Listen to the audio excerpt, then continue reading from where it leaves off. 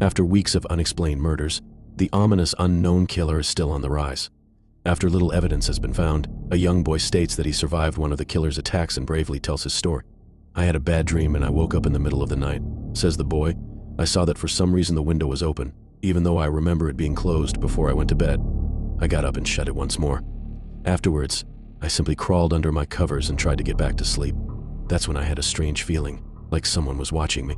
I looked up and nearly jumped out of my bed. There, in the little ray of light, illuminating from between my curtains, were a pair of two eyes. These weren't regular eyes. They were dark, ominous eyes. They were bordered and blackened, just plain out terrified me. That's when I saw his mouth. A long, horrendous smile that made every hair on my body stand up. The figure stood there, watching me. Finally, after what seemed like forever, he said it. A simple phrase, but said in a way only a madman could speak. He said, 'Go to sleep.' I let out a scream. That's what sent him at me. He pulled up a knife, aiming at my heart. He jumped on top of my bed. I fought him back. I kicked, I punched, I rolled around, trying to knock him off me. That's when my dad busted in. The man threw the knife. It went into my dad's shoulder. The man probably would have finished him off if one of the neighbors hadn't alerted the police. They drove into the parking lot and ran towards the door. The man turned and ran down the hallway. I heard a smash, like glass breaking. As I came out of my room, I saw the window that was pointing towards the back of my house was broken. I looked out to see him vanish into the distance. I can tell you one thing, I will never forget that face. Those cold, evil eyes, and that psychotic smile. They will never leave my head. Police are still on the look for this man. If you see anyone that fits the description in this story, please contact your local police department." Jeff and his family had just moved into a new neighborhood. His dad had gotten a promotion at work, and they thought it would be best to live in one of those fancy neighborhoods. Jeff and his brother Lou couldn't complain though. A new, better house. What was not to love? As they were getting unpacked, one of their neighbors came by. "Hello," she said. "I'm Barbara. I live across the street from you. Well, I just wanted to introduce myself and to introduce my son." She turns around and calls her son over Billy. "These are our new neighbors." Billy said hi and ran back to play in his yard. "Well," said Jeff's mom, "I'm Margaret. And this is my husband Peter, and my two sons Jeff and Lou." They each introduced themselves, and then Barbara invited them to her son's birthday. Jeff and his brother were about to object when their mother said that they would love to. When Jeff and his family are done packing, Jeff went up to his mom. "Mom, why would you invite us to some kid's party? If you haven't noticed, I'm not some dumb kid." "Jeff," said his mother, "we just moved here. We should show that we want to spend time with our neighbors. Now, we're going to that party." And that's final. Jeff started to talk, but stopped himself, knowing that he couldn't do anything. Whenever his mom said something, it was final. He walked up to his room and plopped down on his bed. He sat there looking at his ceiling when suddenly, he got a weird feeling. Not so much pain, but a weird feeling. He dismissed it as just some random feeling. He heard his mother call him down to get his stuff, and he walked down to get it. The next day, Jeff walked downstairs to get breakfast and got ready for school. As he sat there, eating his breakfast, he once again got that feeling. This time it was stronger. It gave him a slight tugging pain, but he once again dismissed it. As he and Lou finished breakfast, they walked down to the bus stop. They sat there waiting for the bus, and then, all of a sudden, some kid on a skateboard jumped over them, only inches above their lap. They both jumped back in surprise. "Hey, what the hell?" The kid landed and turned back to them. He kicked his skateboard up and caught it with his hands. The kid seems to be about 12, 1 year younger than Jeff. He wears an Aeropostale shirt and ripped blue jeans. Well, it looks like we got some new meat. Suddenly, 2 other kids appeared. One was super skinny and the other was huge. "Well, since you're new here, I'd like to introduce ourselves. Over there is Keith." Jeff and Lou looked over to the skinny kid. He had a dopey face that you would expect a sidekick to have. And Hez Troy. They looked over at the fat kid. Talk about a tub of lard. This kid looked like he hadn't exercised since he was crawling. "And I," said the first kid, "am Randy. Now, for all the kids in this neighborhood, there's a small price for bus fare, if you catch my drift." Lou stood up, ready to punch the lights out of the kid's eyes when one of his friends pulled a knife on him. "Tisk, tisk, tisk. I had hoped you would be more cooperative, but it seems we must do this the hard way." The kid walked up to Lou and took his wallet out of his pocket. Jeff got that feeling again. Now, it was truly strong, a burning sensation. He stood up, but Lou gestured him to sit down. Jeff ignored him and walked up to the kid. "Listen here, you little punk. Give back my bro's wallet or else." Randy put the wallet in his pocket and pulled out his own knife. "Oh, and what will you do?" Just as he finished the sentence, Jeff popped the kid in the nose. As Randy reached for his face, Jeff grabbed the kid's wrist and broke it. Randy screamed, and Jeff grabbed the knife from his hand. Troy and Keith rushed Jeff, but Jeff was too quick. He threw Randy to the ground. Keith lashed out at him, but Jeff ducked and stabbed him in the arm. Keith dropped his knife and fell to the ground screaming. Troy rushed him too, but Jeff didn't even need the knife. He just punched Troy straight in the stomach, and Troy went down. As he fell, he puked all over. Lou could do nothing but look in amazement at Jeff. "Jeff, how'd you?" was all he said. They saw the bus coming and knew they'd be blamed for the whole thing, so they started running as fast as they could. As they ran, they looked back and saw the bus driver rushing over to Randy and the others. As Jeff and Lou made it to school, they didn't dare tell what happened. All they did was sit and listen. Lou just thought of that as his brother beating up a few kids, but Jeff knew it was more. It was something scary. As he got that feeling, he felt how powerful it was. The urge to just hurt someone. He didn't like how it sounded, but he couldn't help feeling happy. He felt that strange feeling go away and stay away for the entire day of school, even as he walked home due to the whole thing near the bus stop and how now he probably wouldn't be taking the bus anymore. He felt happy. When he got home, his parents asked him how his day was, and he said, in a somewhat ominous voice, it was a wonderful day. Next morning, he heard a knock at his front door. He walked down to find 2 police officers at the door, his mother looking back at him with an angry look. "Jeff, these officers tell me that you attacked 3 kids, that it wasn't regular fighting, and that they were stabbed." "Stabbed?" Son Jeff's gaze fell to the floor, showing his mother that it was true. "Mom, they were the ones who pulled the knives on me and Lou." "Son," said one of the cops, "we found 3 kids, 2 stabbed, 1 having a bruise on his stomach, and we have witnesses proving that you fled the scene." Now, what does that tell us? Jeff knew it was no use. He could say him and Lou had been attacked, but then there was no proof it was not them who attacked first. They couldn't say that they weren't fleeing, because truth be told they were, so Jeff couldn't defend himself or Lou. "Son, call down your brother. Jeff couldn't do it since it was he who beat up all the kids." "Sir, it was me. I was the one who beat up the kids. Lou tried to hold me back, but he couldn't stop me." The cop looked at his partner, and they both nodded. "Well, kid, looks like a year in juvie." "Wait," says Lou.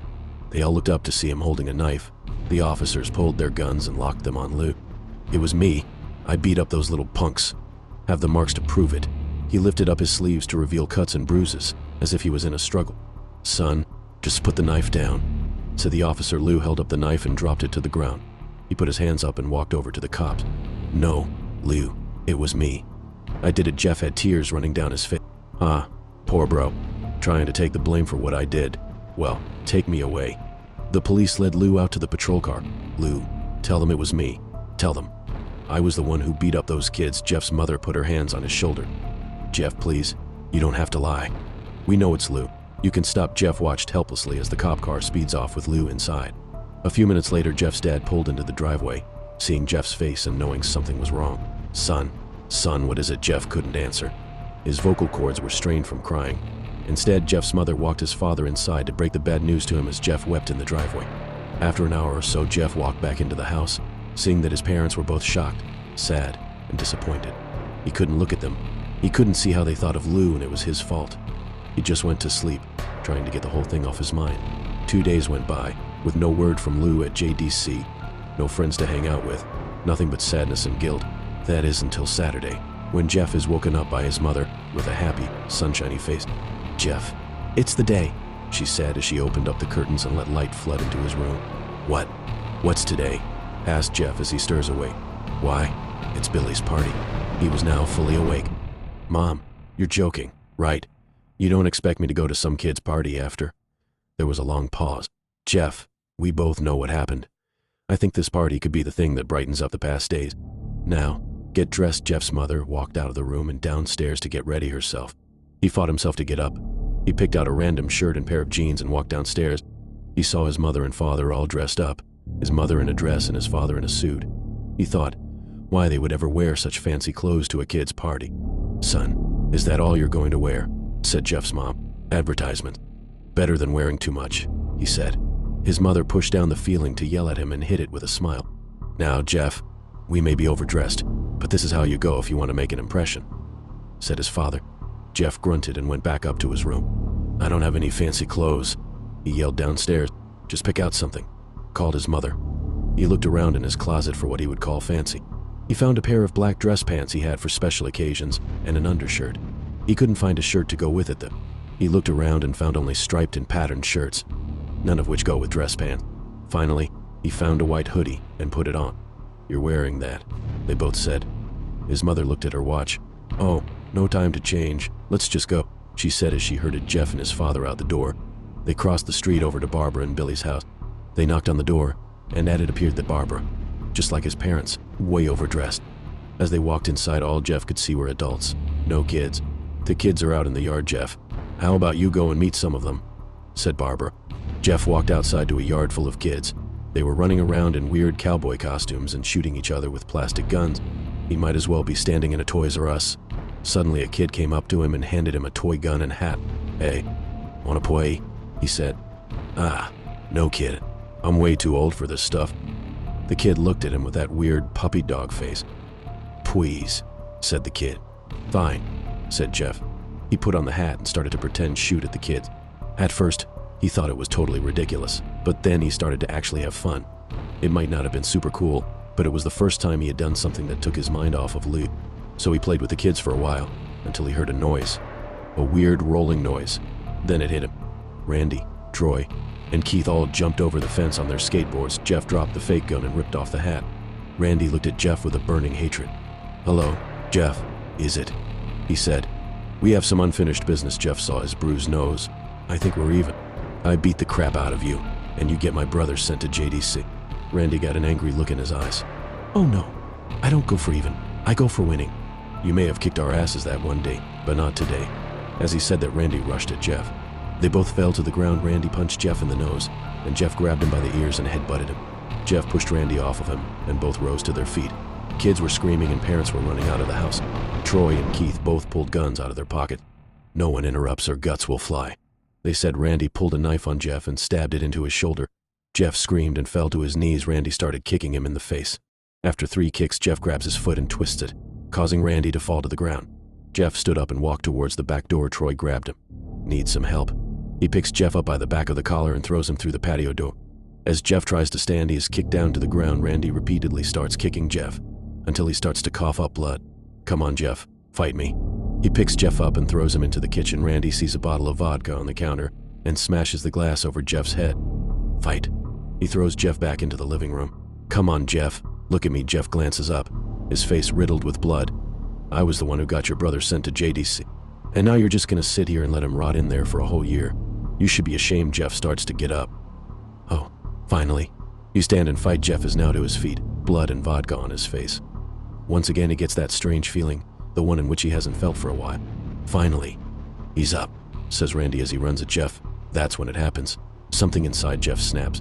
His psyche is destroyed. All rational thinking is gone. All he can do is kill. He grabs Randy and pile drives him to the ground. He gets on top of him and punches him straight in the heart.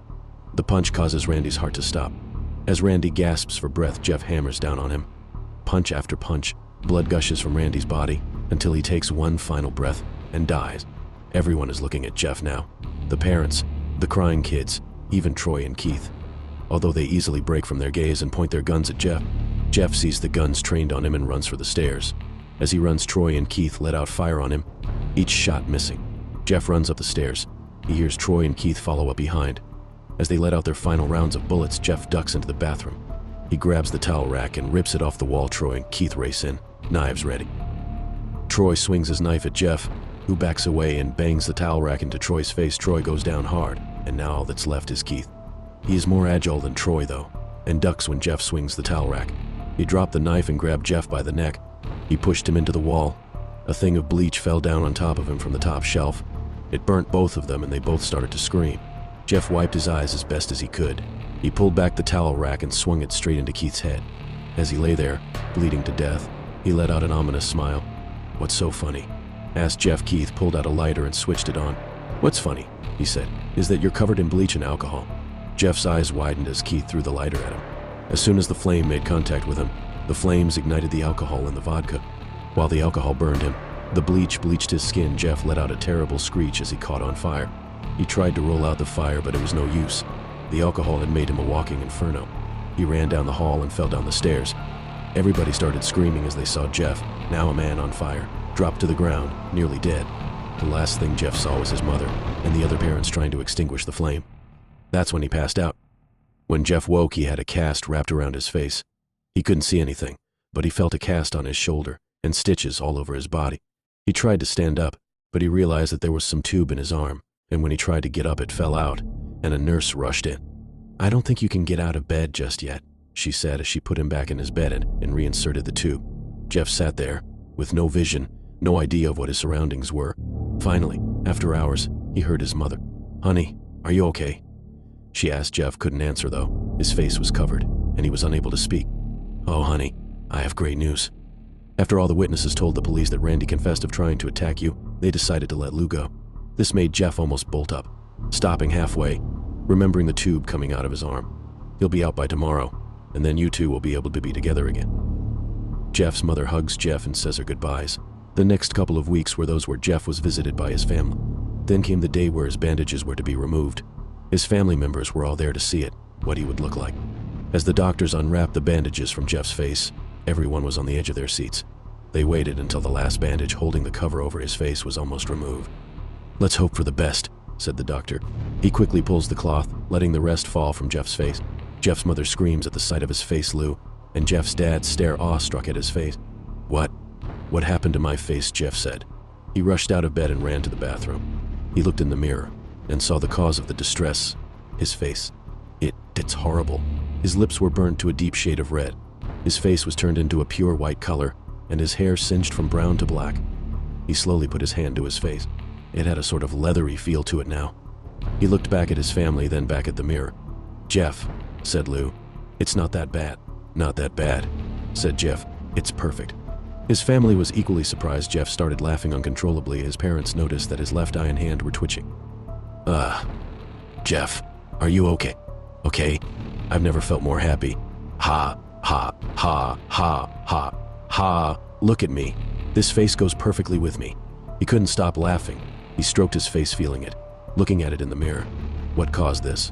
Well, you may recall that when Jeff was fighting Randy, something in his mind, his sanity, snapped. Now he was left as a crazy killing machine. That is, his parents didn't know. "Doctor," said Jeff's mom, "is my son all right, in the head?" "Oh, yes. This behavior is typical for patients that have taken very large amounts of painkiller.